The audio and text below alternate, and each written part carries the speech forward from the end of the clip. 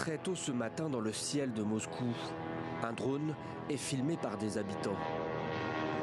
Quelques minutes plus tard, des explosions retentissent.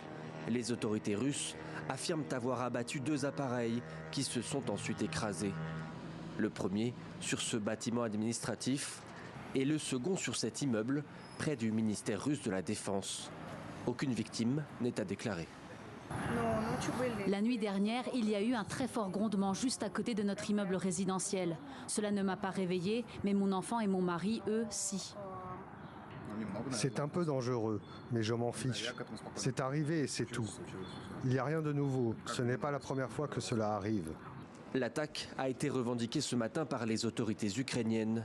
Il y a quelques semaines, Moscou et sa région avaient déjà été visés par des drones. Avec cette opération, Kiev montre une nouvelle fois que ses forces sont capables de frapper la capitale russe, pourtant à plus de 500 km de sa frontière.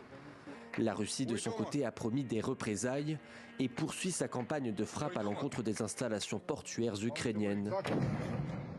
Dans la nuit, la ville de Reni a notamment été visée. Elle se trouve à quelques centaines de mètres seulement de la frontière roumaine. L'attaque a été filmée par des citoyens roumains sur le fleuve du Danube qui sépare les deux pays. Les dégâts sont considérables. Depuis près d'une semaine, les structures d'exportation et de stock des céréales sont systématiquement prises pour cible par la Russie. L'ONU a fermement condamné ces frappes et s'inquiète des conséquences sur la sécurité alimentaire mondiale. Son secrétaire général, Antonio Guterres, a déclaré aujourd'hui que les plus vulnérables en paieront le prix fort.